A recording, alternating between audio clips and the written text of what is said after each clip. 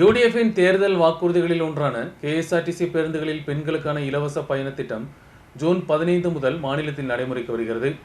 திருவனந்தபுரத்தில் வைத்து நடைபெறும் நிகழ்ச்சியில் முதலமைச்சர் வி டி சதீஷன் திட்டத்தை துவக்கி வைப்பார். கேஎஸ்ஆர்டிசி பேருந்துகளில் பெண்களுக்கு இலவச பயணம் என்ற யூடிஎஃப்பின் தேர்தல் வாக்குறுதி ஜூன் 15 முதல் நடைமுறைக்கு வருகிறது. ஆர்டினரி கேஎஸ்ஆர்டிசி பேருந்துகளில் ஜூன் 15ஆம் தேதி முதல் பெண்கள் இலவசமாக பயணம் செய்து கொள்ளலாம். அதே நேரம் பெண்களுடன் செல்லும் குழந்தைகளுக்கு டிக்கெட் எடுக்க வேண்டும். பெண்களுக்கு இலவச பயணம் அனுமதிப்பதில் கேஎஸ்ஆர்டிசி ஆர்டினரி பேருந்துகளின் சப் கிளாஸ் பட்டியல் கேஎஸ்ஆர்டிசி வெளியிட்டுள்ளது. பெண்களுக்கும் திருநங்கைகளுக்கும் இலவச பயணம் அனுமதிக்கப்படும். Ordinary, city ordinary, limited stop ordinary, town to town, fare stage ordinary, point to point ordinary, கிராமப்புற வாகனம் போன்ற 7 பிரிவுகளில் உள்ள வாகனங்களில் பெண்கள் இலவசமாக பயணம் செய்ய கேஎஸ்ஆர்டிசி அனுமதித்துள்ளது. கடந்த தினம்தான் தேர்தல் அறிக்கையில் தெரிவித்துள்ள பெண்களுக்கு கேஎஸ்ஆர்டிசி இலவச பயணம் அனுமதித்துள்ள உத்தரவு அரசு வெளியிட்டுள்ளது. திட்டத்தின் முழு செலவும் அரசு ஏற்றெடுக்கும் என்றும் உத்தரவில் கூறப்பட்டுள்ளது. ஆர்டினரி, ஃபேர் ஸ்டேஜ் பிரிவுகளில் பேருந்துகளில் பெண்களுக்கு இலவசமாக பயணம் செய்யலாம் என்று கேஎஸ்ஆர்டிசி அறிவித்துள்ளது. ஜூன் 15ஆம் தேதி முதலமைச்சர் வி டி சதீஷன் திட்டத்தை திருவனந்தபுரத்தில் துவக்கி வைப்பார். 2927 ஆர்டினரி